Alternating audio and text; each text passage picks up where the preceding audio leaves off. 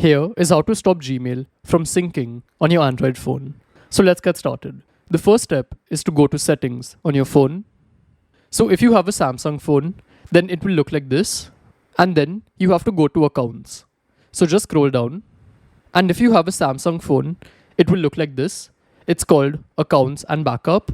But if you have another phone, like a OnePlus or a Pixel, then you'll see an option called user and accounts. So just click on it. Then here click on manage accounts. And here you'll see all of the accounts on this device.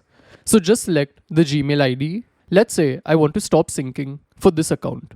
I'll click on it. And now click on sync account. And here we have a list of all the apps which have sync enabled.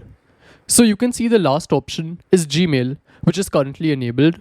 And if you want to disable it, you can just click on this toggle and disable it. The same way you can disable it for other apps if you want to. So this is how it works. And if you want to do this for another Gmail ID, go back, then select the other Gmail account and follow the same steps. So this is how it works, and I'll see you in the next one. Goodbye.